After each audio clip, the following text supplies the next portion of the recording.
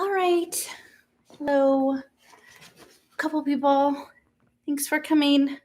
Um, so I'm going to do a couple chapters tonight, and I just want to give people a heads up. So, this book, for me, when I first read it, it got a little bit draggy in the middle. And I was scanning through these chapters. So I was like, we might be getting this slightly draggy part, but bear with me because it continues to get interesting at the end. But there's a lot of stuff in this section where they're doing this silent messaging. And so I'm going to do my best to sort of articulate that, but you probably can't tell, but there's some stuff with it, like these little lines and things inside. So I'm going to do my best to make it seem lively. But when I was scanning through, I'm like, oh, there's like a lot of silent messaging in these couple of chapters. So anyway, thanks for joining in.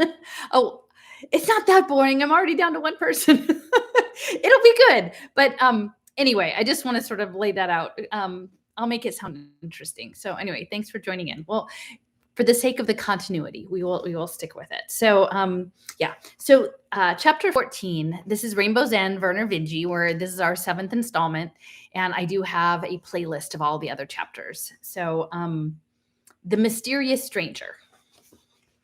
Okay. Even after 3 weeks, Robert and Juan still did most of their studying in person right after classes let out. They would walk out to the bleachers, and one ignoramus would endeavor to teach the other. Occasionally, Fred and Jerry Radner would tag along, unofficial 3rd and 4th ignoramuses. The twins had teamed up with each other in Chumlig's composition class, but they seemed to take innocent pleasure in following Robert's progress, offering advice that was more colorful than Juan's, but rarely as useful. And then there was the 5th ignoramus.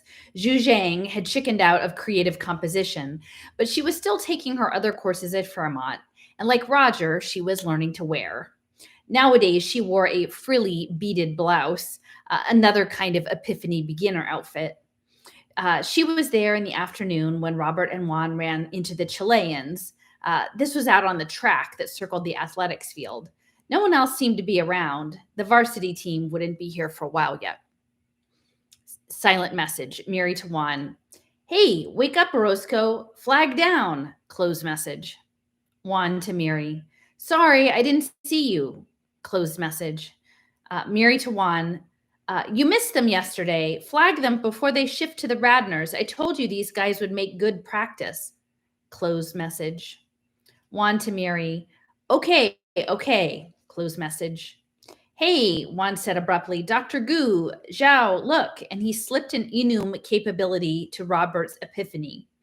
It was just like the targets they'd been working with the last few days. The kid claimed that if you practice, this kind of interaction was as natural as looking where another person was pointing. It wasn't that easy for Robert Gu. Nothing. He tapped on his phantom keypad. He noticed Zhang a few feet away doing the same. And then suddenly, there were a half dozen students in evidence, all jabbering in Spanish.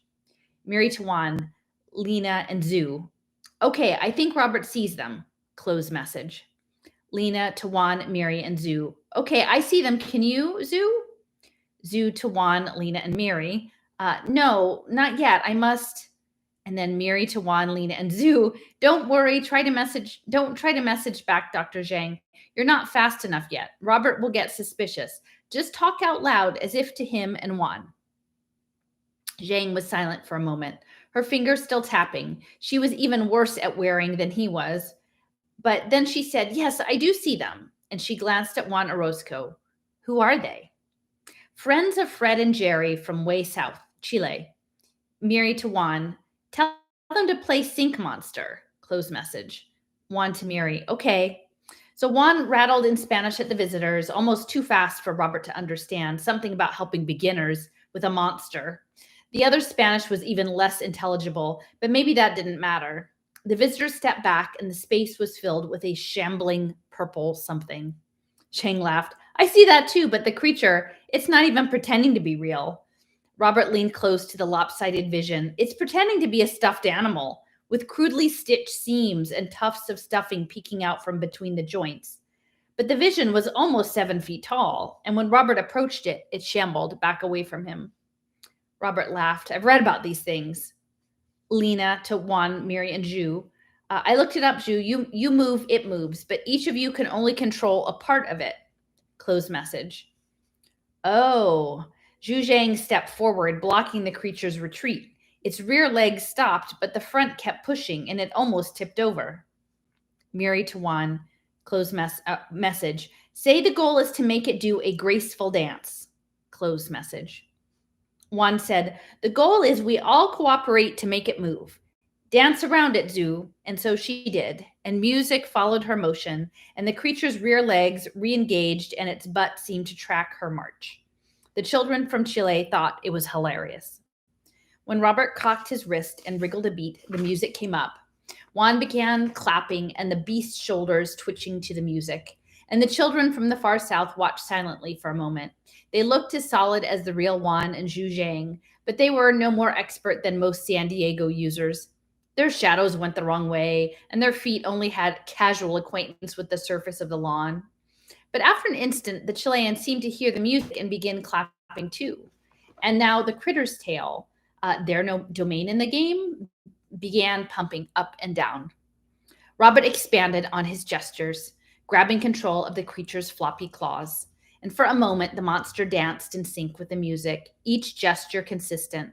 But the network delay was about half a second, and worse, it randomly from a tiny fraction of a second to well over a second.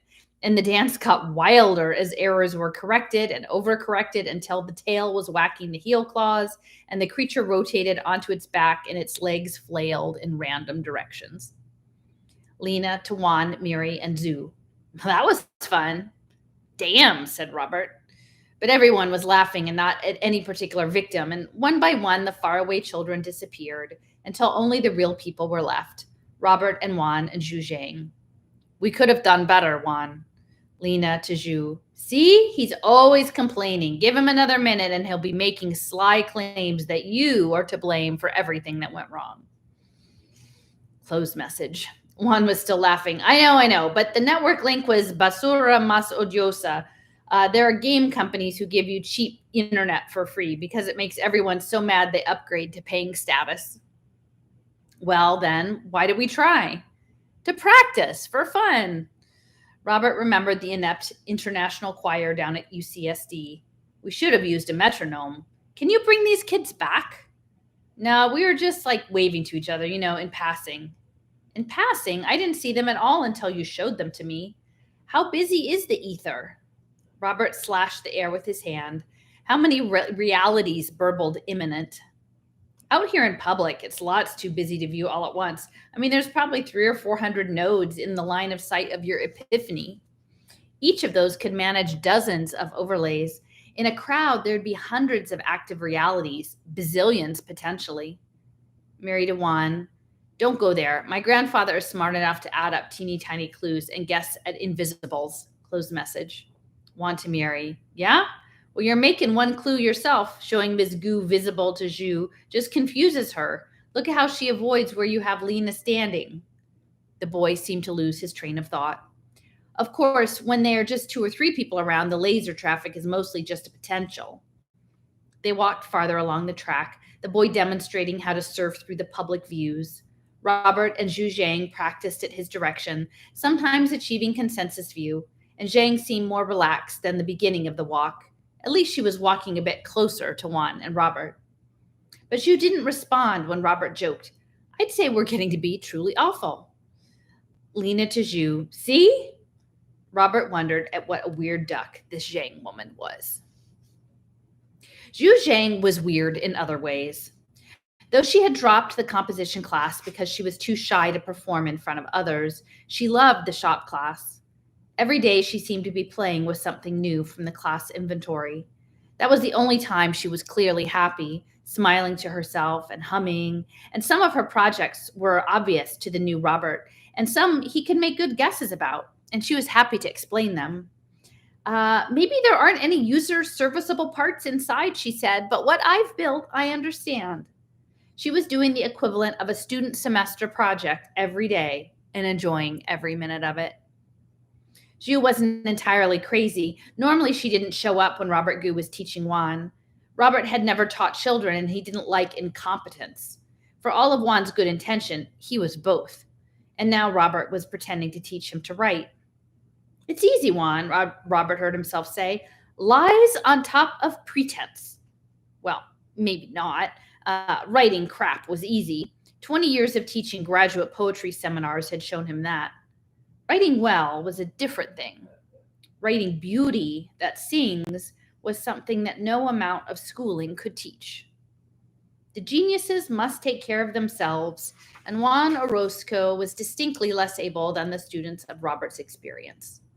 By 20th century standards, he was subliterate, except where he needed words to access data or understand results.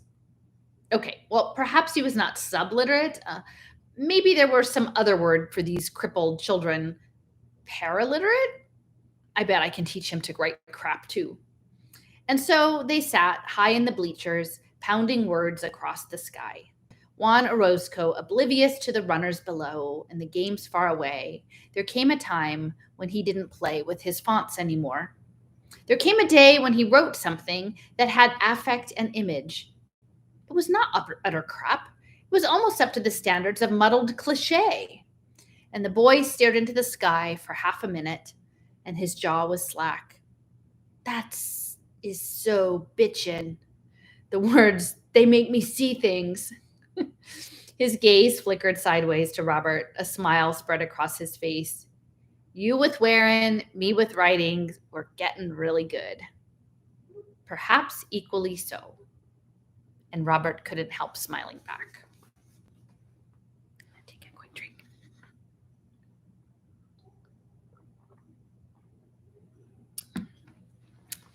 A week passed. Most evenings, Robert had interviews with Zulfi Sharif. After school and sometimes on weekends, he and Juan worked together. Much of that was remote now. They were still flailing about for a semester project, and more Robert was intrigued with the problem of far coordination. Games, music, sports, it all got jittery beyond a few thousand miles and a couple dozen routers. The boy had bizarre plans for how they might put everything together. We could do something with music, manual music. That's lots easier than game synchronization. Robert went for hours at a time without thinking about his demented, maimed condition.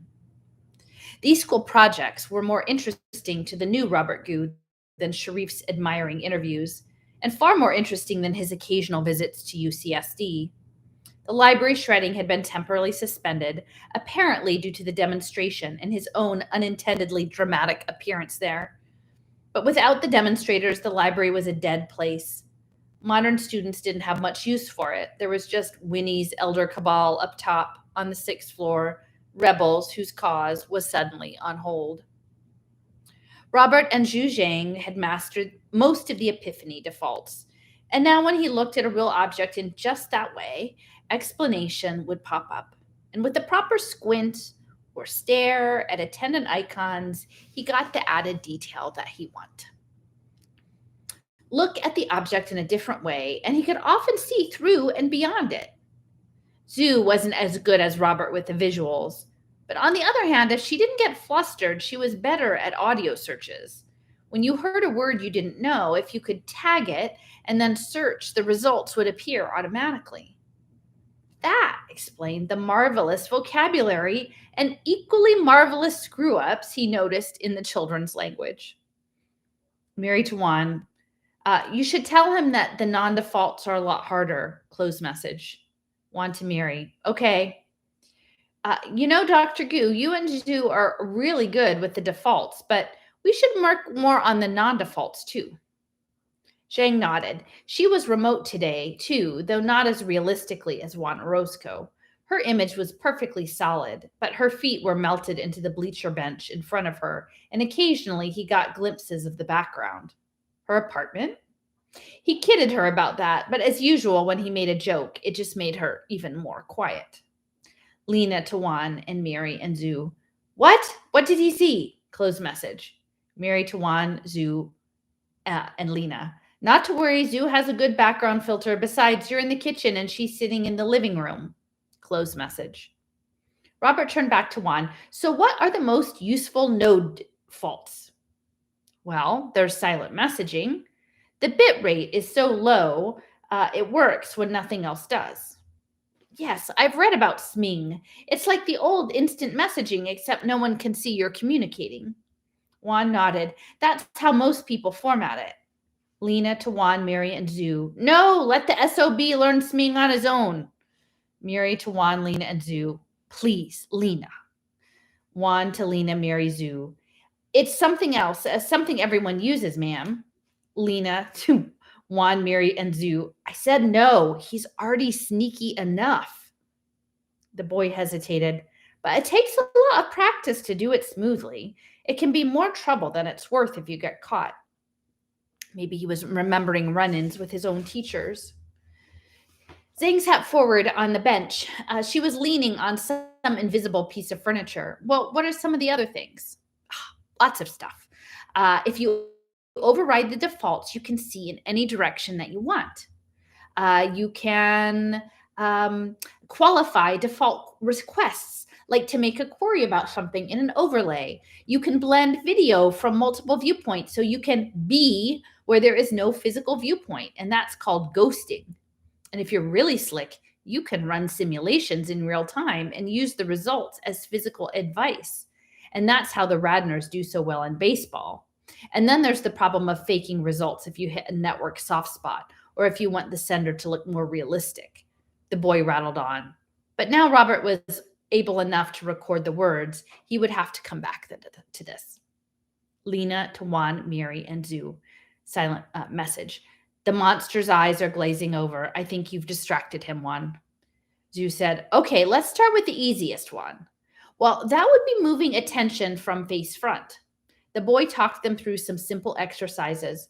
Robert had no idea how this looked to Zhu Zhang. After all, she was already remote, and for himself, looking directly backwards was easy, especially if he took the view off his own shirt. But Juan didn't want him to use mirror orientation. He said that would just be confusing once he moved into other angles.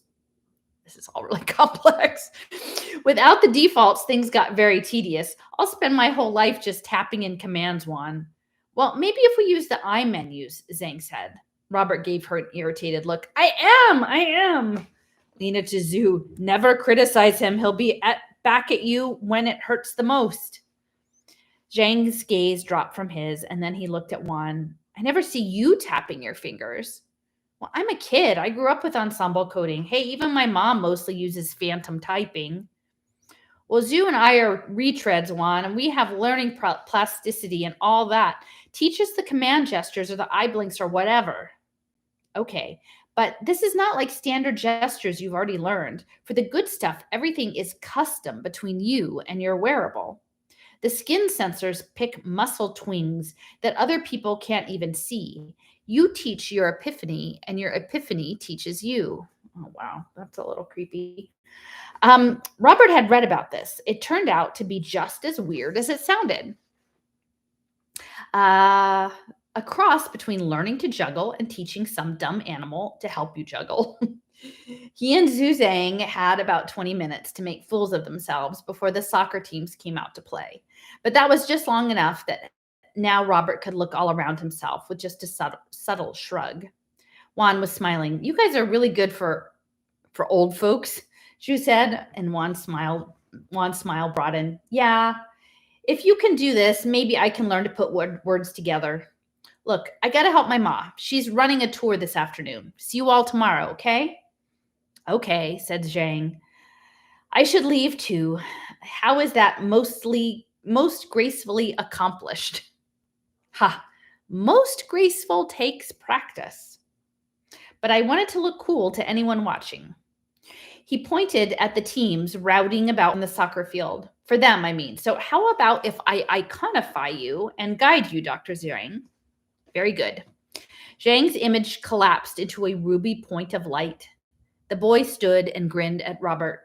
I think I have the geometry good enough so that no one has to cooperate on the receiving side. His image climbed down the bleachers. His shadow matching was much better than Sharif normally managed. Zhang's icon tagged right along his shoulder, and he reached the grass and walked away along the edge of the bleachers, his figure shortening in perspective. And then abruptly, golden letters hung across Robert's vision. Zhang Tugu, see you tomorrow. Huh? So that's what silent messaging looked like. Robert watched the two until they were out of sight. Lena to Miri and Zhu.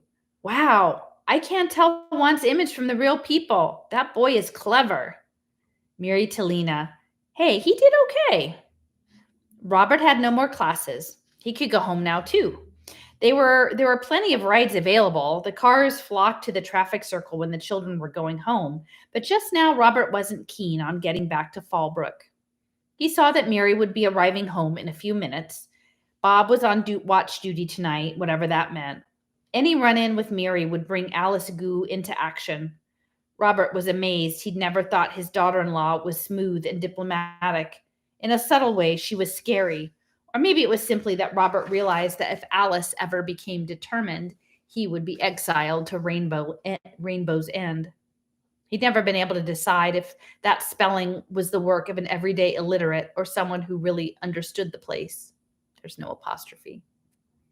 Okay, so hang around school and watch. There were dynamics here that were unchanged since childhood, perhaps unchanged since the beginning of human history. He would rebuild his sense of superiority. He climbed to the south corner of the bleachers, far above the kids forming up soccer teams, and even clear of the secretive children who sat at the other end, making barely veiled jokes about everything and everyone. Miri to Lena and Zhu.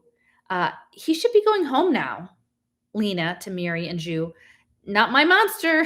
See the far off look in his eyes? He's thinking about everything that's happened and figuring out just how to cause Zhu grief.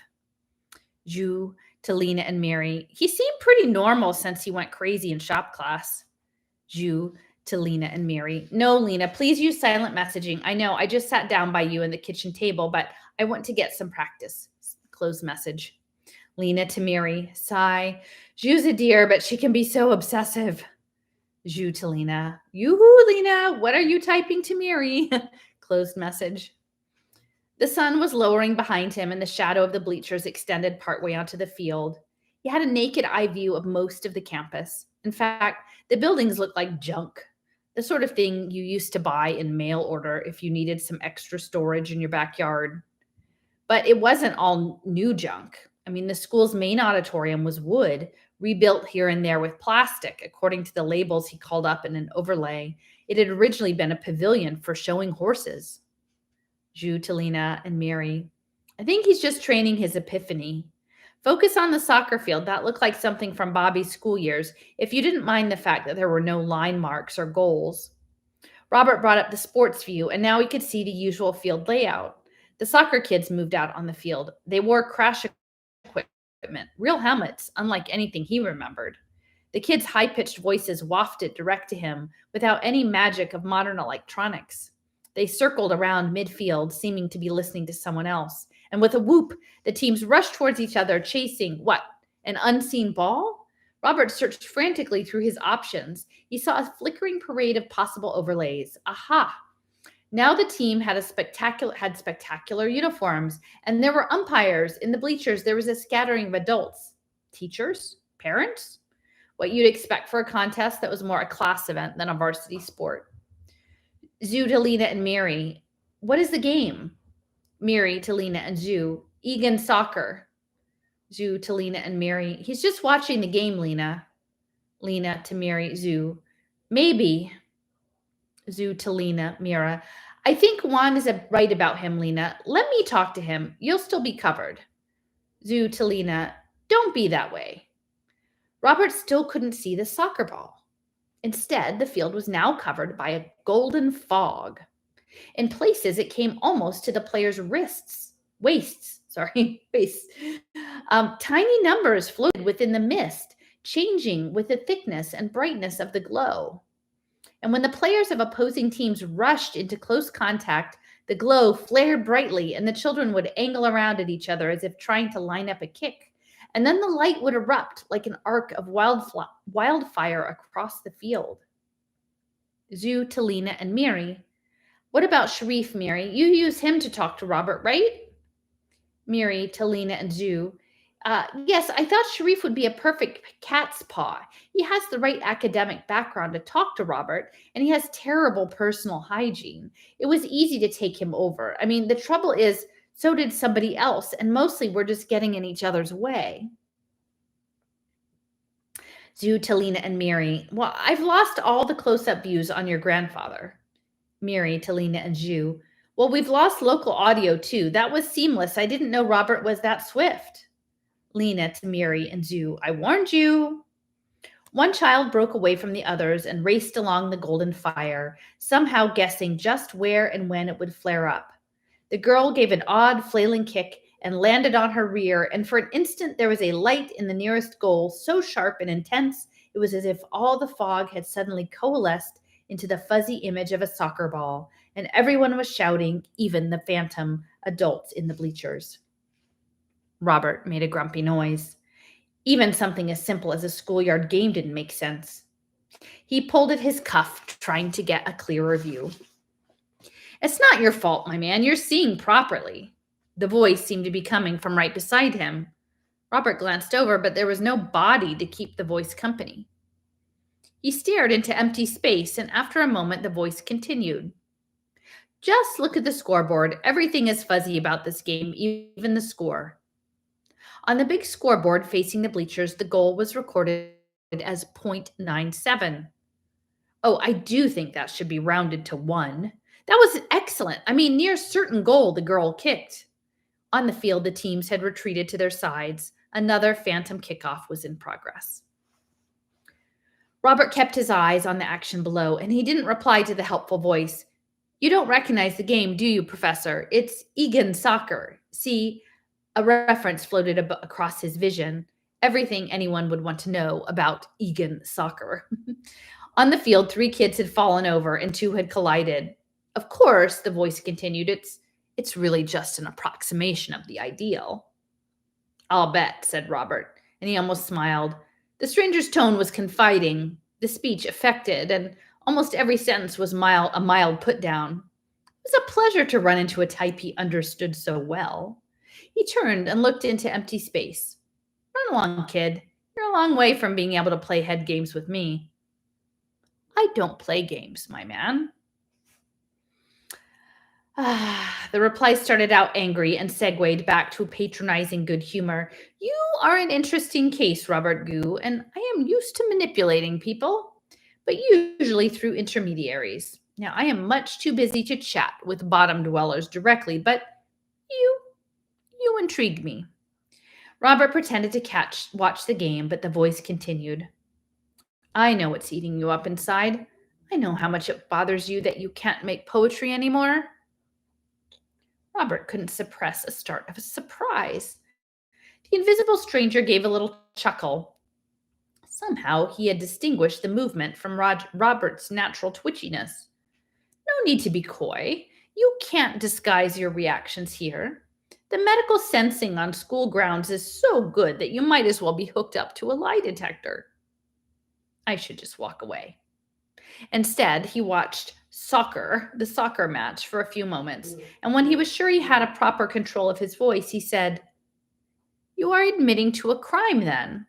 Another chuckle. Of sorts, though it's a crime of superior network skills. You can think of me as something as a higher being, empowered with all the tools with which mortal men have chosen to smarten the landscape. This must be a kid. Or maybe not. Maybe the visitor was invisible because even his virtual presence on school grounds was a violation of law. Robert shrugged. I'd be happy to report your superior network skills to interested parties. You wouldn't do that. Primus, because the police could never identify me, and secundus, because I can return you what you have lost. I can give you back your poetical voice. This time, Robert was in control and managed a creditable chuckle of his own. Ah, such suspicion, but also the beginning of belief. You should read the news or just loosen up your ad filters. In olden times, you had athletes on steroids and students on amphetamines, and those drugs were largely false promises. Nowadays, we have things that really work. A drug dealer, by God. Robert almost laughed for real, but then he considered himself, his smooth skin, his ability to run and jump and scarcely feel out of breath.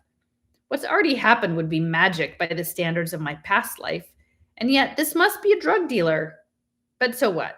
Where's the profit in drugs for a recovering world-class poesy? Robert spoke the words with proper flippancy and then realized how much he was revealing. Maybe that didn't matter. You're so old-fashioned, Professor. The stranger paused. See those hills to the south of you? Hills covered with endless housing. A few miles beyond them is one of the few places on Earth where physical location is still important. UCSD? Close. I mean, the biotech labs that surround the campus. What goes on in those labs is nothing like 20th century medical research. Modern cures are awesome things, but often they are unique to the individual patient. You can't finance research that way. Don't get me wrong, broad spectrum cures are still big moneymakers, but even those use custom analysis to guard against side effects. Yes, you are a singleton case. The Alzheimer's cures are sometimes incomplete, but the failures are idiosyncratic. There is no other great poet who's had your problem, and as of today, there is no cure. Now, this clown knew how to mix the brutal put downs with flattery. But we live in an age of enhancement drugs, Professor, and many of them are singleton hits. And there is a chance, a very good chance, that the labs can be caused to find you a cure. Magic. But what if he can do it? This, the future, and I am alive again. And maybe, Robert felt the hope growing within him. He couldn't help it. This SOB has me. I know it's manipulation, but that doesn't matter. So who am I dealing with, oh mysterious stranger? It was a losing question, but it just slipped out. Mysterious stranger? Well, that's good. Robert gritted his teeth. And I take it that getting your help involves something dangerous or illegal. Definitely illegal, Professor, and somewhat dangerous for you, that is. I mean, whatever might cure you would be pushing into unknown medical territory, but at the same time, very much worth it, don't you think? Yes. I mean, maybe. Robert kept the tension out of his already involved with. Keep their plans. What, and keep up to date on them? No need for that, my man. Encompassing cloud of knowing. But Mary had her own stunning to do tonight, and Alice, well, her latest is worst yet. She wandered about stony-faced and terse, and everyone in her position would be dead by now or a raving lunatic. Somehow she hung on, often simulating something like her natural self and successfully managing the prep for her latest assignment. That's why the cord kept driving her harder and harder. Bob pushed the thought away. There was a reason for such sacrifice. Chicago was more than a decade past. There hadn't been a successful nuclear attack on the US or any of the treaty organization countries in more than 5 years. But that threat was always there. He still had nightmares about the launchers at that orphanage in Asuncion and what it had almost done to shut them down. And as always, the web oozed with the efforts of America, China, and the Indo-Europe kept growing. There would still be places that could come to glow in the dark. Bob sifted through the latest threat assessments. Something was in the wind, and it might be closer than Paraguay. The really bad news was that 2 paragraphs further on, an analyst pool at the CIA thought the Indo-Europeans might somehow be collaborating with the bad guys. Christ, if the great powers can't stand together, how can humanity make it through the century? There was motion behind him. It was his father standing in the doorway. Dad, he acknowledged politely. His old man stared for a second, and Bob made a general form of his paperwork visible. Oops, sorry, son. I'm sorry if the connection's bad. I'll just keep going. I think they mess up my connection. Sorry, son. You're working? He squinted at Bob's desk. Yeah, some stuff from the office. Don't worry if it looks blurry. It's not on the house menu. Uh, uh, I was wondering if I could ask you some questions. Bob hoped he didn't look too surprised. This diffident approach was a first. He waved for his father to take a seat. Sure. At school today, I was talking to someone, voice only, and the caller could have been on the other side of the world, right? Yes, said Bob. If it was from far away, you might notice. Right, jittery and latency. Is he just parroting jargon? Before he lost his mind, Dad had been a technical ignoramus. Bob remembered once in the days of very dumb phones when Dad insisted that his new cordless headset was a cheap substitute for a cell phone. Mother had proven him wrong by having Bob take the cordless down the street and try to call the home business number. She'd rarely made mistakes like that. The old man had been hell on her for weeks afterwards. Dad was nodding to himself. I suppose timing analysis could reveal a lot. Yes, your average high school student is good at both sides of that game. If you hadn't ruined things, you could learn all of this from Mary. His old man looked away, introspective. Worried? Is someone harassing you at school, Dad? The thought was boggling. Robert gave one of his old malevolent chuckles. Well, someone is trying to hassle me. Maybe you should talk to your teachers about this. I mean, they could show them your epiphany log of the incident. That is a standard sort of problem they have to deal with. There was no return fire. The elder Goo just nodded seriously. Yes, I know, I will. But it's hard, and given your job, well, you've spent years working on life and death versions of these problems, right? You'd have the most expert possible answers. It was the first time in Bob's life that the old man had said anything nice about his career. This must be a setup. There was silence for a moment as the father waited with apparent patience, and the son tried to think of what to say next. Finally, Bob gave a laugh. Okay, but the military answers would be overkill, Dad. Not because we're that much smarter than a billion teenagers, but because we have the secure hardware environment. Now, down at the bottom, we control all the hardware, leaving aside the moonshine fabs and the hardware abusers. The fellow I was talking with this afternoon styled himself an all-encompassing cloud of knowingness. Is that bull? I mean, how much can he know about me? Well, if this jerk is willing to break some laws, he can find out a lot about you. That probably includes your medical history, maybe even what you've said to Reed Weber. And as for spying on your moment to moment, he can usually watch you in public places, though that depends on your defaults and the density of local coverage. If he has Confederates or zombies, he can learn what you do even in dead zones, though that information wouldn't come to him in real time. Corrupted systems. I mean, remember what things were like when I was a kid? Almost any nastiness we had on home computers, we had on wearables now. The situation would be absolutely intolerable without the SHE. Dad looked blank. Or maybe he was Googling. Don't worry about it, Dad. Your epiphany gear is about as secure as you'd be comfortable wearing. Just remember that other folks may not be so trustable. Robert seemed to be digesting what his son had said. But aren't there other possibilities? I mean, maybe little gadgets that kids can stick on you? Well, yes, the little doofuses are no different than I was, but they have more opportunities for mischief.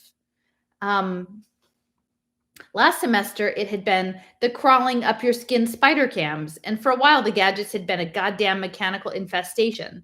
Mary had raged about the invasion for days and then dropped the issue so abruptly that Bob suspected she'd wrought some terrible revenge.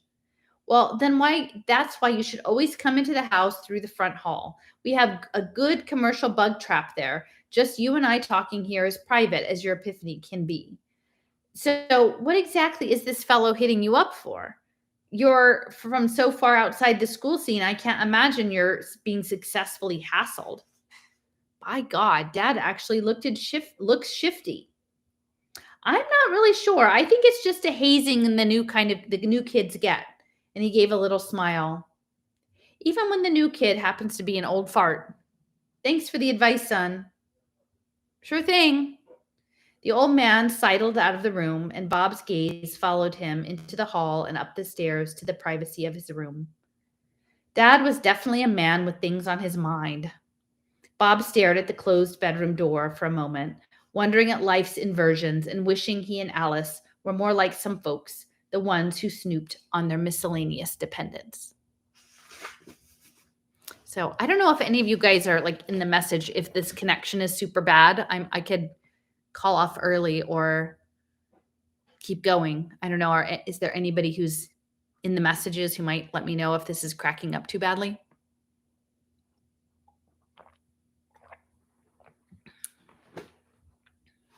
All right. Well, maybe I will keep going for, I think this is a long one.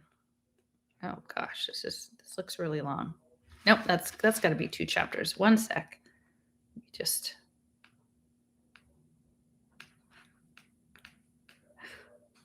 184. This is kind of a long chapter. So I think I'm going to call it an early night. Oh, it's good? Okay. All right. Well, if you're there, I'll hang in with one more chapter. It's a little long, so we'll see. See how far we get in the hour. Okay. So this is chapter 15, When Metaphors Are Real. For the next week, Robert avoided UCSD, just as if the mysterious stranger would react. He was beginning to feel confident with Epiphany. Although he might never be as skillful as the kids who grew up wearing, Zhu Zhang was lagging behind him, mainly because of her self-doubts.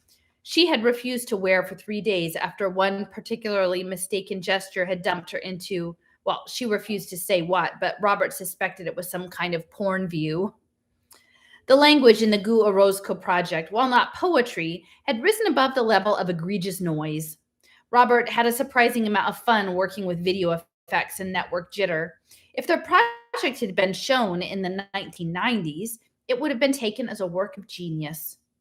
That was the power of the libraries of cliches and visual gimmicks that lay in their tools. Juan was properly afraid that it wouldn't count for much. Chumlig, well, he said, we need some added value or she'll fret us. He Googled up some high schools with manual music programs. Those kids think it's a tragic form of gaming, he said. And in the end, Robert chatted up the student musicians in Boston and southern Chile far enough apart to really exercise his network ideas. Sharif had returned to Corvallis, but they had several more interviews. Some of the guys' questions were a lot more intelligent than Robert would have expected from their first encounters. He surfed the web a lot to study up on security issues and on occasion to see what had become of literature. What was art now? Surface perfection was possible. Serious literature was there, most in words almost as well as the old Robert. Damn them. Still silence from the stranger. Either he had lost interest or he understood his power over Robert, or he understood his power over Robert. Yeah. It is so easy to win when your victim is desperate. It had been a long time since anyone had beaten Robert Gu at a stare down. But then one Saturday, he skipped his session with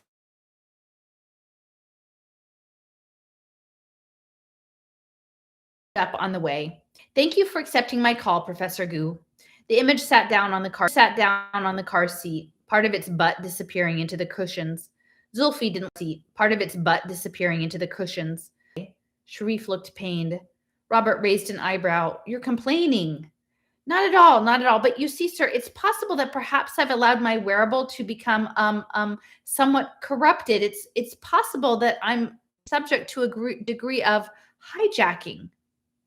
Robert thought back on some of his recent reading. That's like being a little bit pregnant, isn't it? Sharif's image shrank further into the upholstery. Indeed, sir, I take your point, but frankly, my systems are sometimes subject to a small degree of corruption. I'll wager most of you that's true of most users. I had thought the situation was manageable, but things have reached a point where you see, I did not interview you on Thursday, not at all. So the mysterious stranger had it both ways, bludgeoning Robert with silence at the same time he carried on as another forward with, please, Professor, I do so very much wish to continue these interviews. Now that we know there's a problem, we can easily work around it. I beg you not to cut me off. Well, you could clean up your system. Well, yes, in theory, I had to do that once in undergraduate school, but somehow I ended up in a zombie in a cheating conspiracy. It was not my fault at all, but the University of Kolkata room. Well, yes, in theory, I had to do that once in undergraduate school, but somehow I ended up in a zombie in a cheating conspiracy. It was not my fault at all, but the University of Kolkata turned onto Highway 56 and was tooling toward the coast. Up ahead were the first of the biolabs, and perhaps the mysterious stranger was there too. By comparison, Sharif was a known quantity. He looked back at the young fellow and said mildly, "Okay, Mr. Sharif, carry on in your slightly corrupted state." An old memory struck him of how the computer techs at Stanford had always badgered him about the latest antivirus updates. "We'll simply rise above all the petty vandalism." "Quite so, sir." Sharif paused, exuding profound relief. "And I'm more eager than ever to proceed. I have my questions here somewhere." Hesitation and a blank stare changed as he changed mental gears. "Ah, yes. Has there been any progress on the revised Secrets of the Ages?" "No," Robert replied a little shortly, but this was the sort of question you'd expect of the authentic Zulfi Sharif.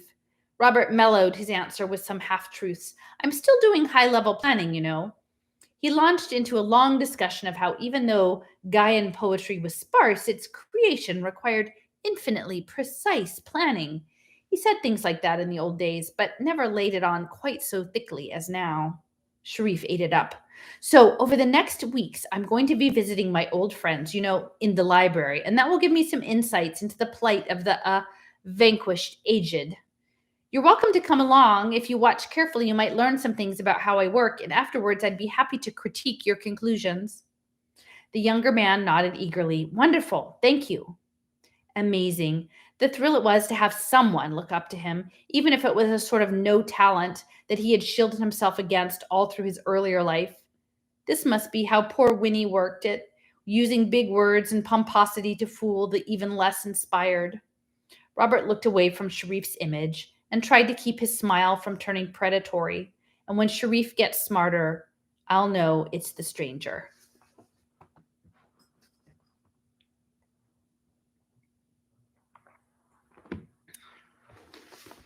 There were no demonstrators in the library today, but surprise, there were lots of in-person students. It was heartwarmingly like his recollection of years past, with the library the center of the university's intellectual life. With what good things had happened in the last week. He and virtual Sharif walked through the glass doors and took the elevator to floor 6. The building interior was not visible to Robert, even with his new access skills. Okay, look for recent news items, but by then he was on the 5th floor. See, Lena to Juan, Mary, and Zhu. "Hey, I've lost the view." Juan to Lena, Mary, and Zhu. "The 6th floor isn't publicly searchable today." Mary to Juan, Lena, and Zhu. "Well, maybe if I just ask Robert for forwarding." Sharif had faded to a luminescent reddish blob. "I can't see anymore," he said, "and I'll bet you're the only person I can hear." Robert hesitated and then waved permissions in Sharif's direction. "Let's see what the Gabal makes of that." Winnie and Carlos Rivera were sitting at the window. Tommy was hunched over the laptop. "Ni hao, Professor Gu," said Rivera. "Thanks for coming." Tommy looked up from his laptop. "But I'm not sure we want your little friend." Sharif got support from an unexpected place. Winston Blount said, "Tommy, I think Sharif might be of some use." Tommy shook his head. "Not anymore, now that UCSD is shredded." "What?" "The stacks were still full of books." Robert stepped back and ran his hand across the spines. "They feel real to me." "You didn't see the propaganda on the lower floors?" "No, I took the elevator, and so far I'm not very good at seeing through walls." Tommy shrugged. "We're on the last unshredded floor. Like we figured. The administration was just waiting for the fuss to die down. And then one night they swooped in with extra shredders. They were done with 2 floors before we had a clue, and by then it was too late." "Damn." Robert settled into a chair. "So what's the point of protesting now?" "Well, it's true we can't save UCSD, but in fact, the clever SOBs have twisted things around, so the librarium project is more popular with the students than before. But so far, UCSD has the only library that's been shredded. Rivera burst into Mandarin.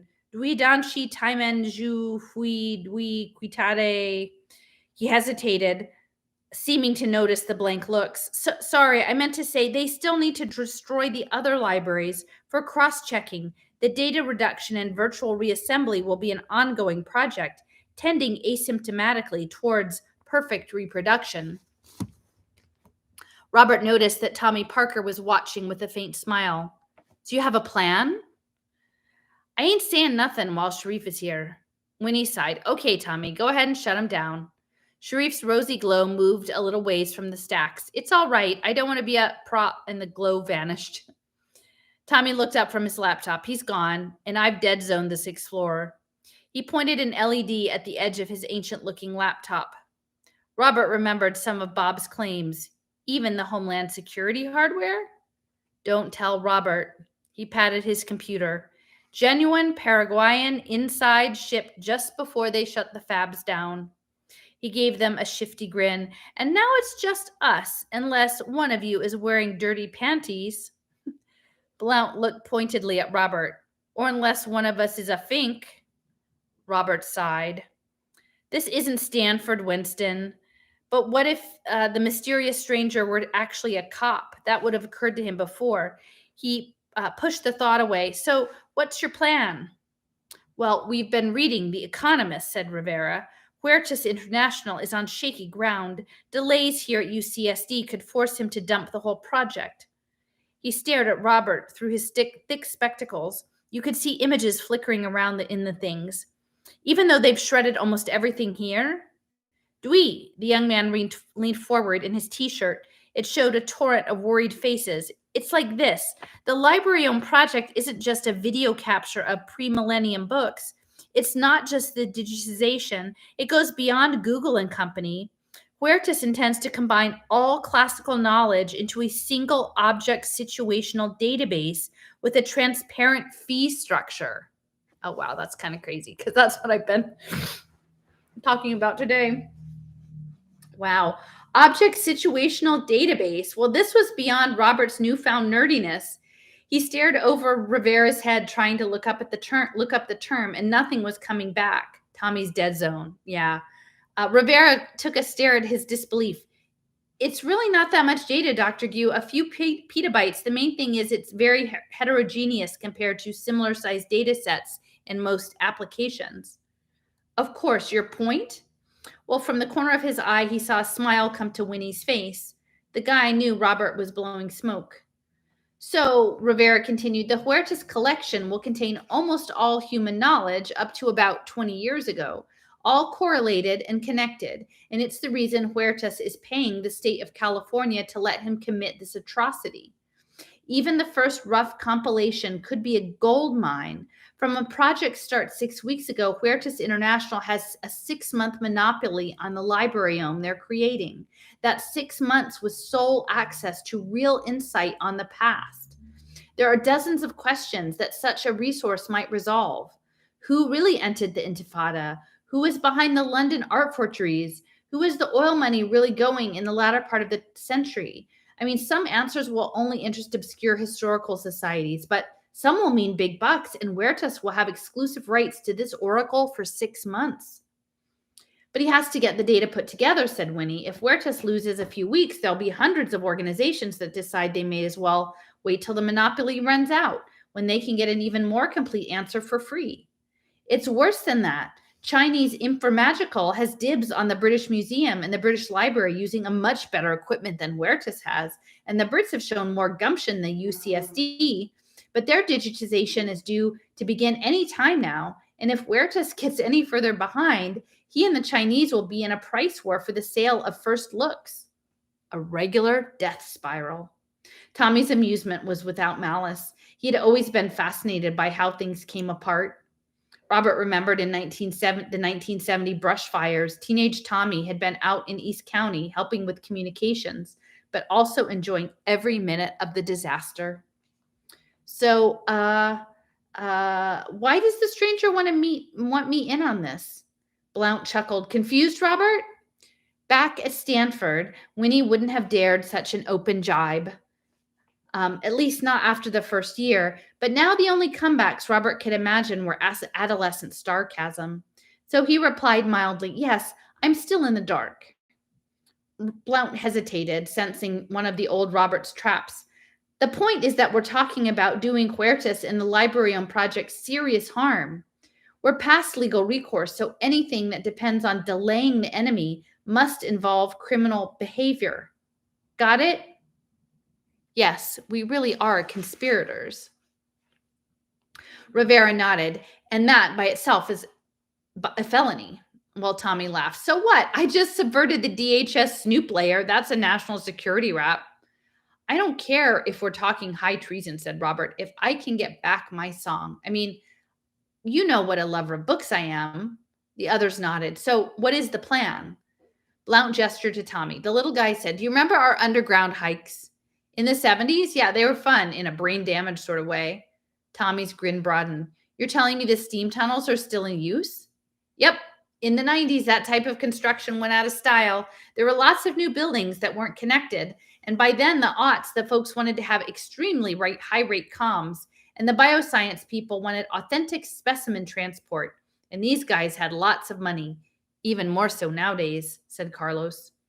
Tommy nodded. "NIR lasers are not for them. They want X laser and grazer gear, trillions of colors per path and trillions of paths. And nowadays, the steam tunnel network is not for power or heat.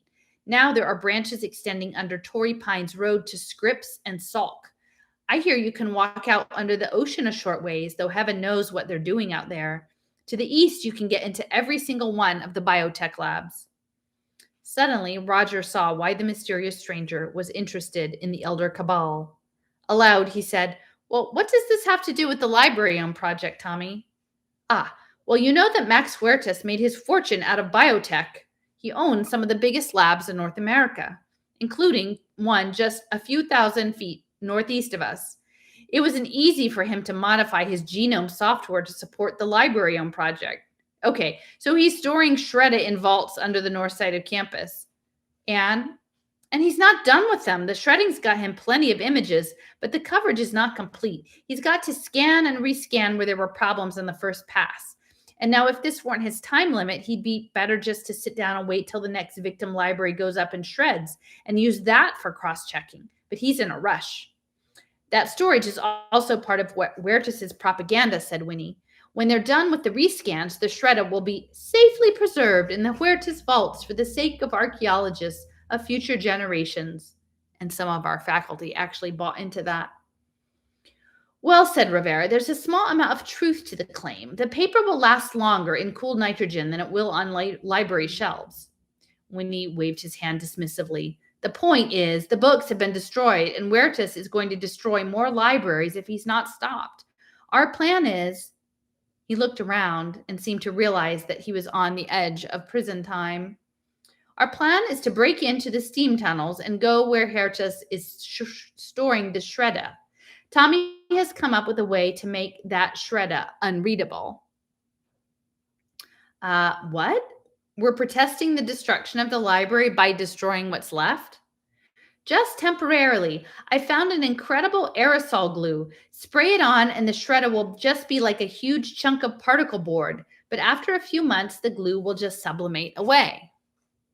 Rivera was nodding. "So we're not making things worse. I mean, I wouldn't be here if I thought we were wrecking what was left of the books.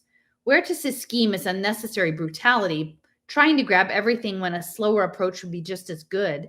I mean, maybe we can derail him long enough that the old-time book-friendly digitizers can catch up and no more libraries will be wrecked." And now his t-shirt was touting the American Library Association. Robert leaned back and pretended to consider what they were saying. Rivera gave a sigh. "Yes, and they're going to whack the museum too. But the EU is looking for an excuse to stop them. If we make Huertas look bad—" "I see," said Robert judiciously. He avoided Winnie's eyes. Blount was already suspicious enough. "Okay, well, the plan seems pretty feasible, but I guess it's better— feeble. The plan seems pretty feeble, but I guess it's better than nothing. Count me in." A grin spread across Tommy's face. "Hey, Robert." Robert finally looked at Winston Blount. And now the question is, why do you want me in? Blount grimaced. Another pair of hands, various errands.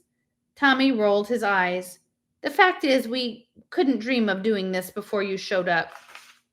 Me? Why me? Ha! Think what we're talking about. Breaking into the steam tunnels, walking a mile across one of the most secure biolabs on Earth. I bet I could get us in, but could I hike us undetected across the biolabs? No way. That only works in old Star Trek shows where the ventilation system was designed mainly to drive idiot plots. This is the real world, and the real world security guys knows about tunnels too. Well, that still doesn't answer why me. What? Well, I'm getting to that. Anyway, after our protest tactics fizzled, I began to do some research. Tommy patted his laptop. News groups, chats, search engines. I used them all with crazy stuff that looked more like online betting than anything else. And maybe the hardest part was doing it all without alerting the feds. And that showed me up. But eventually I got a pretty good picture of the lab's security. It's what you'd expect of a critical national security site. Serious stuff, but clunky. The system is passwords and user intrinsic oriented and mostly automatic. The intrinsic is a standard biometric from certain officers in the US Protective Services. And guess who happens to be nearby and on the access list? My son? Not quite. Your daughter-in-law. Alice. Well, that's ridiculous. She's some kind of Asian affairs expert when she's not a mental basket case. And then he thought about the mysterious stranger. Well, this is all too pat. Winnie, since when are you the security expert, Robert? I should keep my mouth shut. They're going in the direction I want, but he's lost his old skills at verbal maneuver and he's blundered ahead.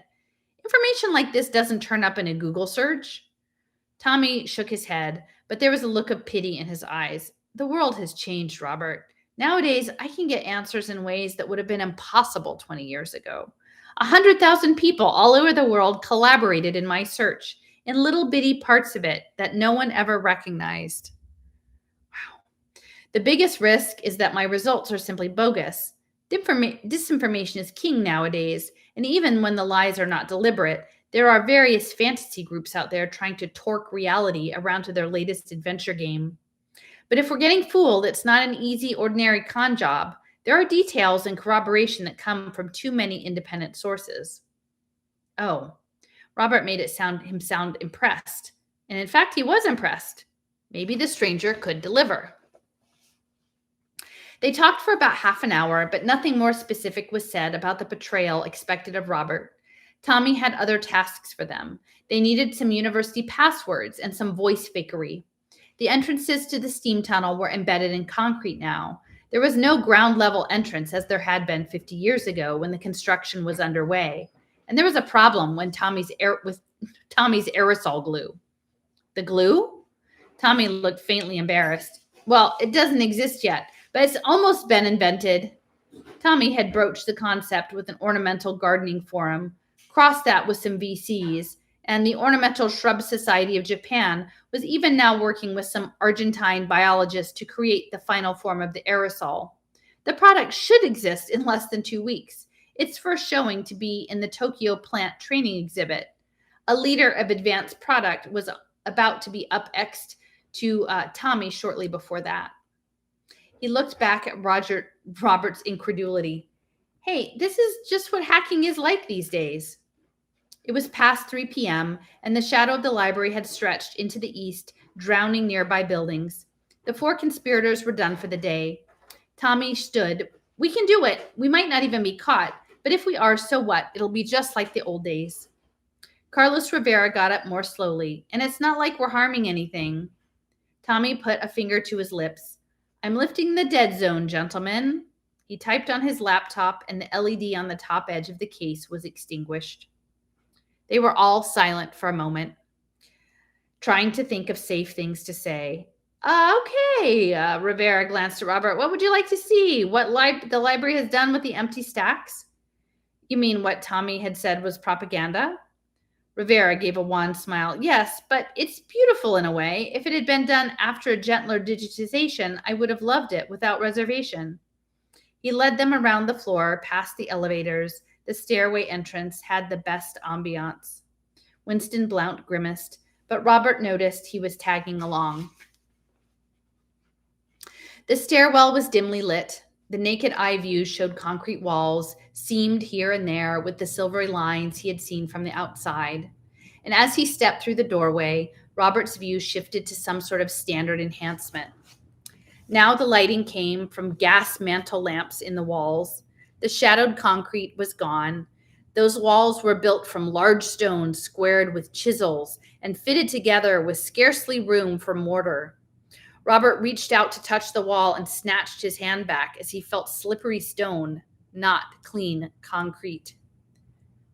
Rivera laughed. "You're expecting the usual disappointment, right, Dr. Goo?" When touch contradicted visual illusion. "Yeah." Robert let his hand trail over the stone blocks, trace out the softer patches of lichen. University administration has been very clever about this. They enlisted the belief circle community and encouraged them to install touchy-feely graffiti. Some of the props are impressive, even without the visual overlays. They went down 2 flights of stairs. This must be the landing for the 5th floor entrance, but now the door was carven wood, gleaming darkly in the gaslight. Rivera pulled at the pitted brass handle, and the 8-foot-tall door swung open. The light from beyond was actinic violet, wavering from dim to painfully bright, and there were sparkling sounds. Rivera stuck his head through and chanted something unintelligible. The light became more civil, and the only sounds were distant voices. "It's okay," said the librarian. "Come on in." Robert stepped through the half-open door and looked around. This was not the 5th floor of Geisel Library, Planet Earth. I mean, there were books, but they were oversized things set on timbered racks that stretched up. Robert bent back. The violet lights followed the stacks upward, limned their twisted struts. It was like one of those fractal forests in the old graphics. At the limits of his vision, there were still more books, tiny with distance. Whoa. He slipped. He felt Tommy steady him with a hand in the small of his back. "Neat, huh? I almost wish I was wearing." Yeah. Robert steadied himself on a nearby rack. The wood was really thick and solid. He brought his gaze down to the floor level and looked outward along the aisle. The path through the stacks was twisted, and it didn't end in the eternal wall that must be there, and the external wall that must be there, just 30 or 40 feet away. Instead, about where the windows should be, there were sagging wooden steps. It was the sort of ad hoc carpentry he loved in old used bookstores. And beyond the steps, the stacks themselves seemed to be tilted as though gravity were pointing in a different direction. What is all of this? The three were silent for a second, and Robert noticed they seemed to be wearing dark armor. Rivera's outfit had some spiffy insignia. It also looked suspiciously like a t-shirt and Bermuda shorts done in black and steel plate. "Don't you get it? You are 3 Knights Guardian, and I am the Librarian Militant. It's all from Jerzy Hasek's Dangerous Knowledge stories." Blount nodded. "You've never read any of those, have you, Robert?" Robert vaguely remembered Hasek from the time he retired. He sniffed.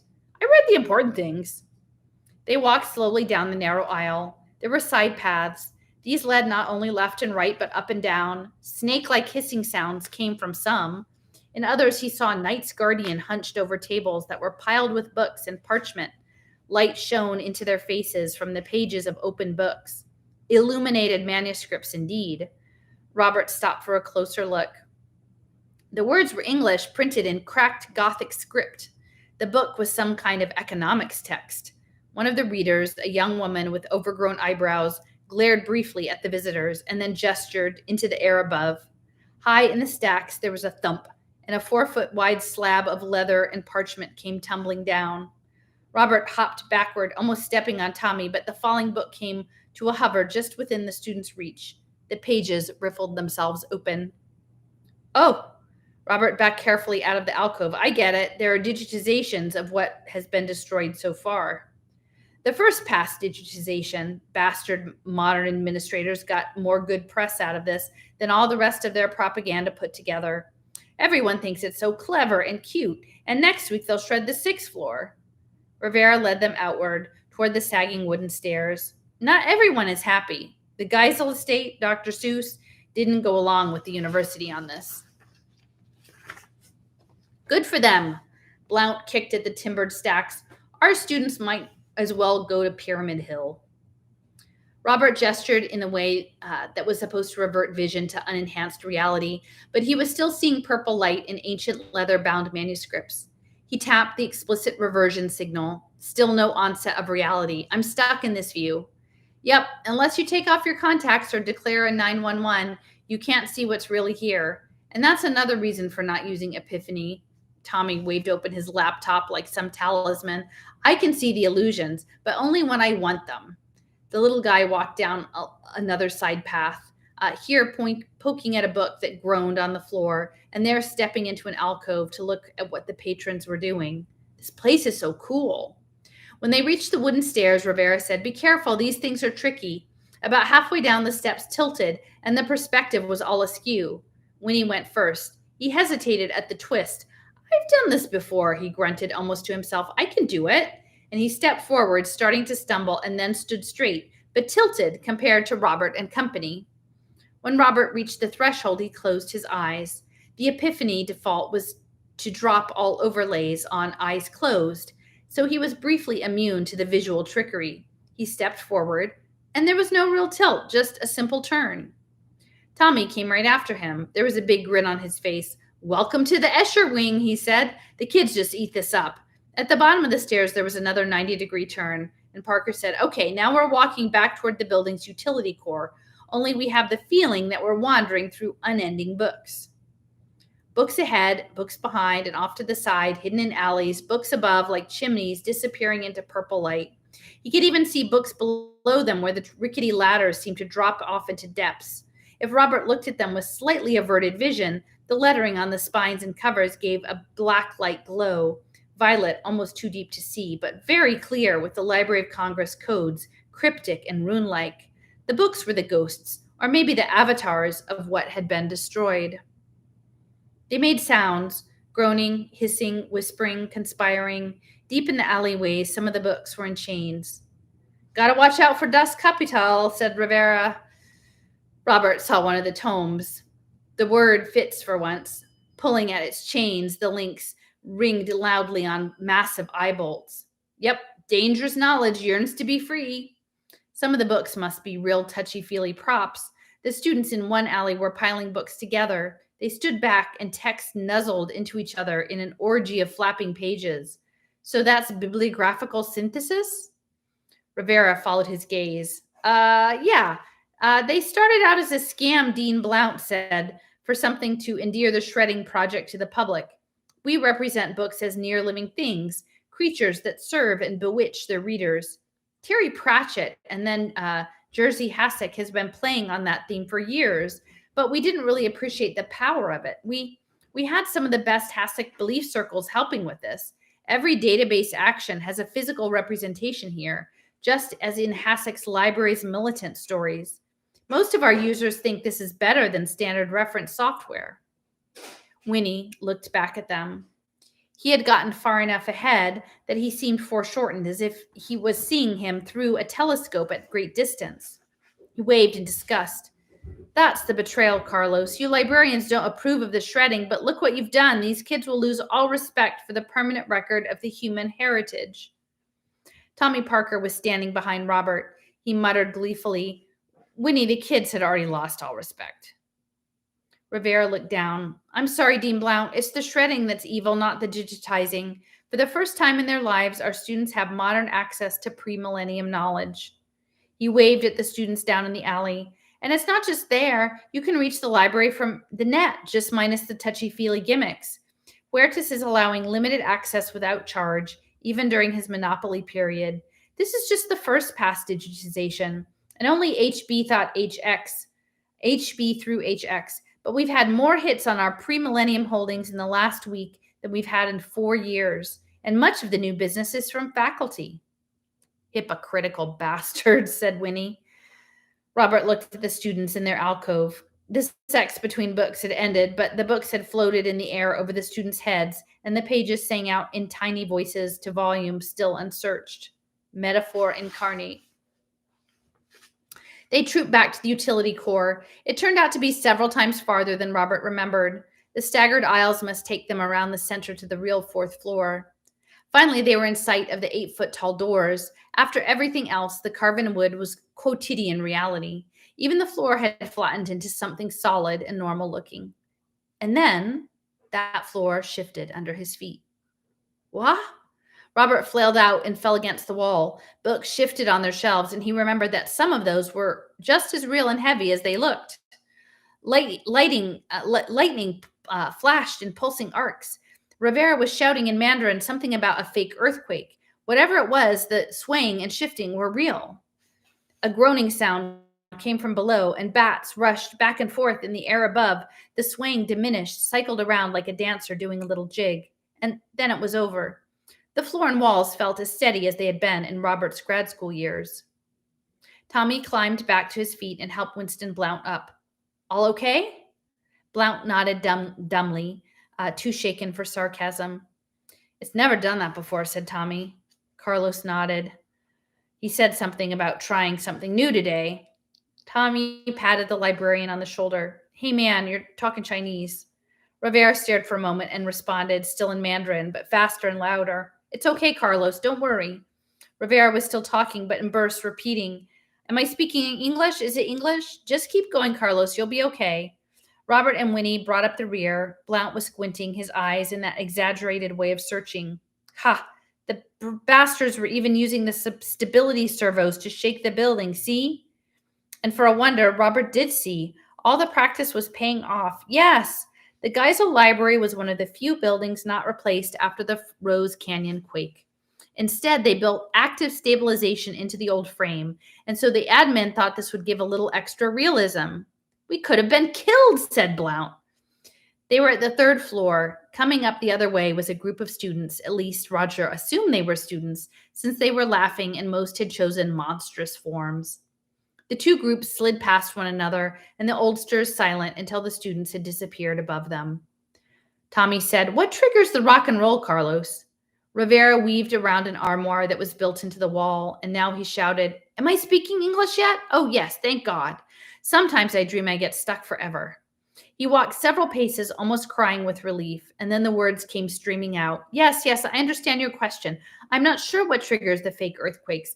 I was at the meeting where we decided to use the stability system this way, and the trigger was supposed to be any attempt to open a book that contained knowledge mankind was not meant to know. Of course, that's a joke, except when it's so deadly serious that Homeland Security shows up. So I think we just trigger the shakes at random. They continued downward, Rivera all but babbling. Our chief librarian is totally committed to this, and she is also the big cheese in local HASEC's belief circle. She wants to implement HASEC-appropriate penalties for users who break the library rules. Tommy's look of concern was replaced by technical interest. Geez, he said, HASEC torment pits? At the main floor, they stepped out onto the standard carpeting of the library's main foyer. An hour earlier, Robert and Shreve had gone through this area to get to the elevators. Robert had scarcely noticed the clean, open space, the statue of Theodore Seuss Geisel, and now it was a welcome sanity. They walked through the glass doors into the afternoon light. Winnie turned to look up at the overhanging stories of the library. They've turned the place into a menace. That earthquake was... Abruptly, his gaze came down from the sky. Are you okay, Carlos? The librarian waved his hand. Yes, sometimes getting stuck is a little like an epileptic seizure. He wiped his face and he was drenched in sweat. Wow, maybe this was a bad one. You should get medical attention, Carlos. I am, see? Medical flags had popped up around his head. I alarmed out on the stairs. There's at least one real doctor watching me now. I hesitated, listening. Okay, they want me at the clinic, some kind of brain scan. Okay, I'll see you next time. He saw the look on their faces. Hey, don't worry, guys. I'll come along, said Tommy. Okay, but don't talk. They're prepping me for the scan. The two walked off towards the west side traffic circle. Robert and Winnie stared after them, and Blount spoke with uncharacteristic uncertainty. Maybe I shouldn't have hassled him about the HASEC stuff. Is he going to be okay? Probably. Every other time another veteran gets permanently stuck, the VA looks really bad. They'll do their best for him. Robert thought back to all of Rivera's strangeness. Normally, his Mandarin was just short interjections, almost an affectation. If those had been in Spanish, he might not even have noticed, but now, well, what's the matter with him, Winnie? Blount's gaze was abstracted. He shrugged. Carlos is a JITT. What's that? Huh? Christ, Goo, look it up. He glanced around glared around the plaza. Okay. He gave Robert a forced smile. Sorry, Robert. JITT's an easy search topic. You'll find a lot of good discussion. The important thing is we have to keep our eyes on the ball. Carlos would want that. A lot depends on your doing the right thing. But what is that? What? Winnie held up a hand. We're working on it. We'll get you the details soon enough. On the drive home, Robert looked up JITT. There were millions of hits in medicine, in military affairs, in drug enforcement. He picked the global security summary off the top respected contrarian sources. JITT, just-in-time training, also just-in-time trainee, when referring to a victim of the procedure. A treatment that combines addressin therapy and intense data exposure capable of installing large sets in less than 100 hours. Most famous due to its tragic use in the link Sino-American conflict link when 100,000 US military recruits were trained in Mandarin and Cantonese. And a list of specialties that Robert had never heard of. In less than 90 days, the Americans had made up their military language gap. But then there were problems. This talent pool was decisive in ground operations. However, the human price of the procedure was apparent even before the end of the war.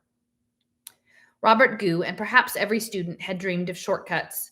Learn Russian or Latin or Chinese or Spanish overnight and painlessly. But be careful what you wish for. He read the sections on side effects. Learning a language or a career or a specialty changes a person. Cram in such skills willy-nilly, and you distort the underlying personality. A very few JITTs suffered no side effects. In rare cases, such people could undertake a second hit or even a third before the damage caught up with them. The rejection process was a kind of internal war between the new viewpoint and the old, manifesting as seizures and altered mental states. Often, the JITT was stuck in some diminished form of his or her new skill set. And after the war, there was the legacy of the JITT disabled veterans and continuing abuse by foolish students everywhere. Poor Carlos. And just what is this mysterious stranger promising me? This had definitely been one of those future shock days. Robert rolled down the window and felt the breeze sweep by. He was driving north on I-115. All around was a dense suburbia, much like the most built-up parts of the 20th century California, except that here the houses were a little drabber and the shopping malls were more like warehouse districts. Strangely, there were real malls even in this brave new world. He had shopped in a couple of them. Some places had plenty of solid architecture. Shopping for the old at heart was their motto. That would not have worked in 2000. Robert pushed away the mysteries and the fear and practiced with his epiphany. Let's see the minimum adornment. Robert shrugged the familiar gesture. Okay, so far. He could see simple labeling. Everything, even the ice plant on the sides of the freeway, had little alphanumeric signs. Another shrug of the shoulder, and he was seeing what the objects were that he was passing more accurately. The owners of the objects wanted him to see. There was advertising. The malls had guessed he was an old fart and tuned their ads accordingly. But there was none of the outright spam of some of the earlier sessions. Maybe he finally had his filters set right. Robert leaned back from the window and reached out to go to a wider universe.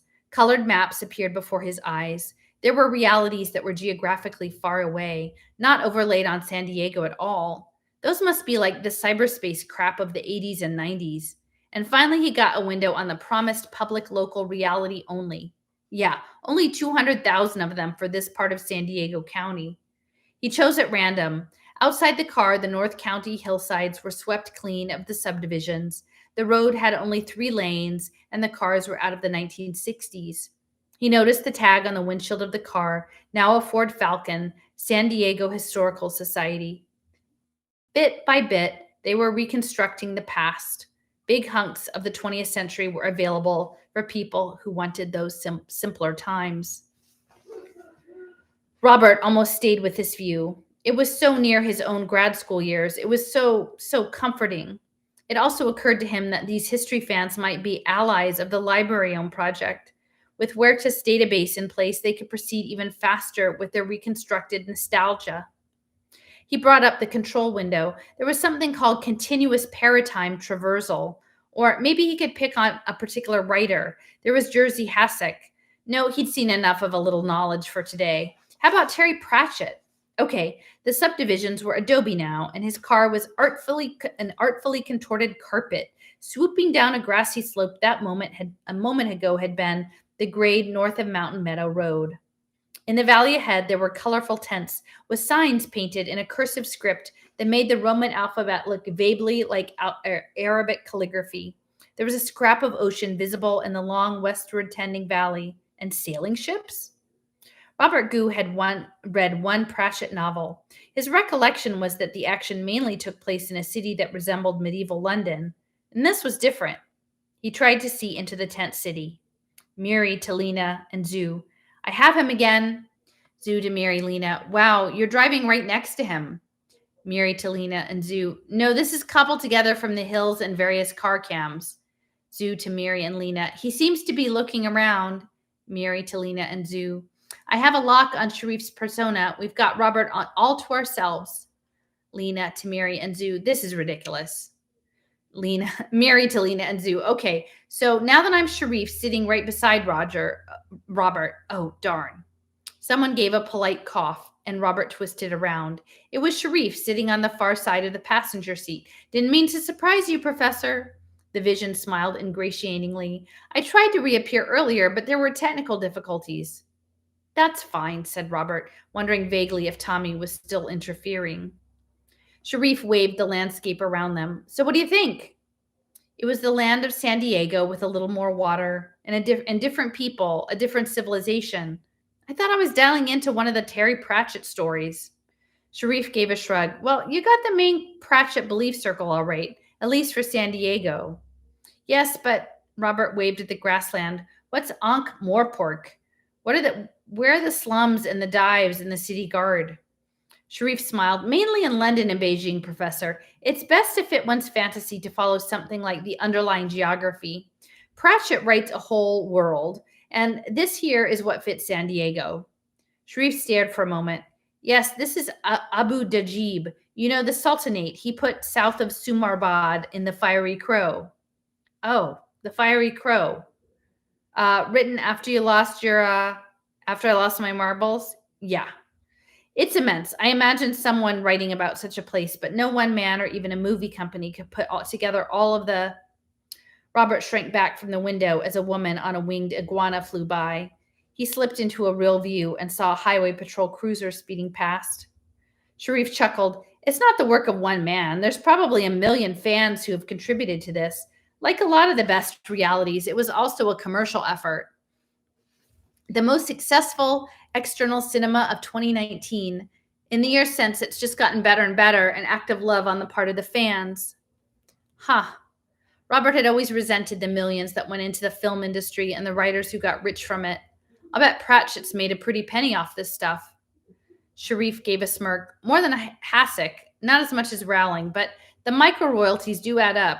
Pratchett owns a rather large part of Scotland.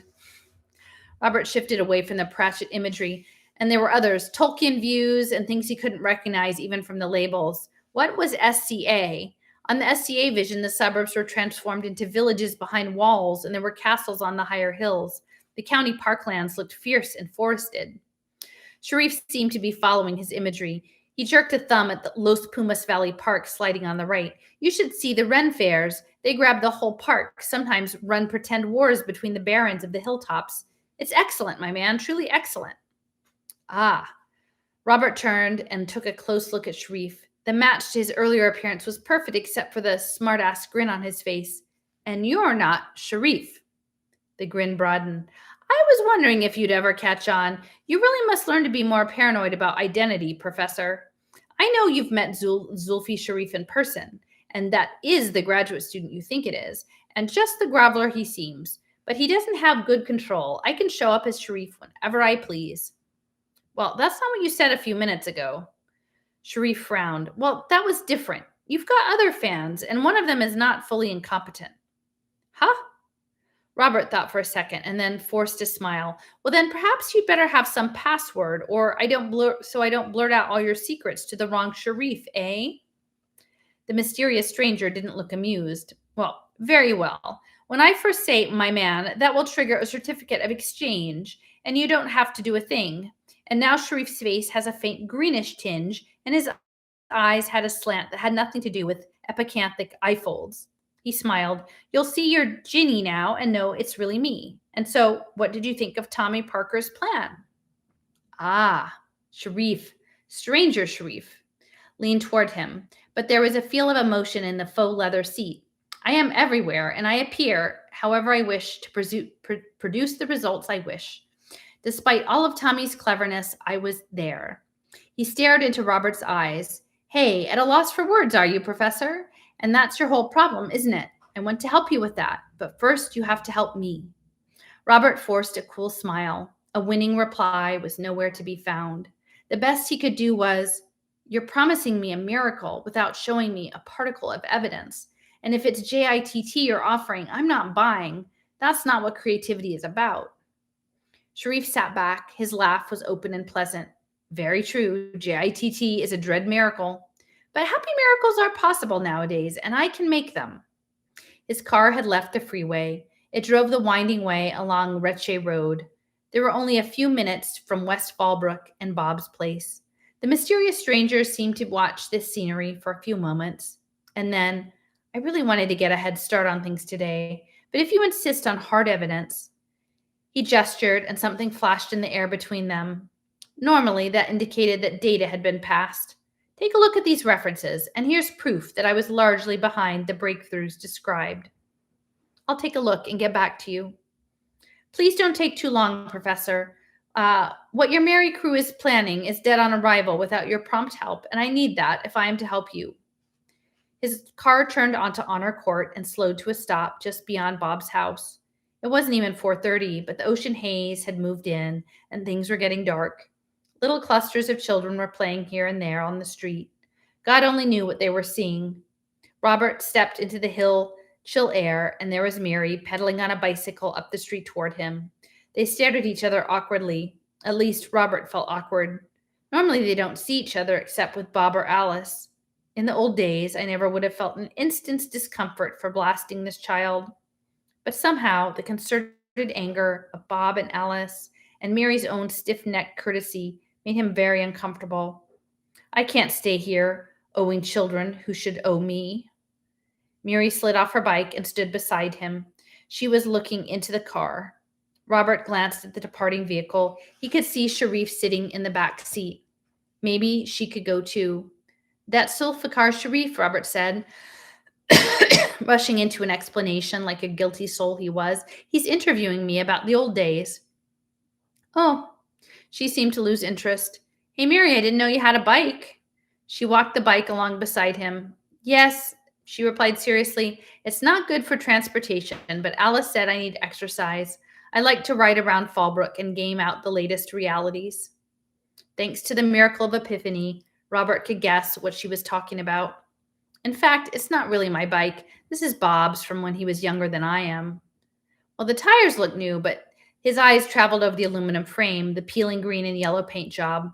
Lord, Lena had insisted they buy this bike for the boy. Memories of little Bobby came back, of when he was trying so hard to learn to ride. He had been such a nuisance. They walked the rest of the way to the door in silence, Robert lagging a bit behind his granddaughter. And that's the end of chapter 15. Those are 2 long chapters today. Wow. So we're like an hour and a half in. But anyway, thanks for you guys for coming along. And till next time, good night, everybody.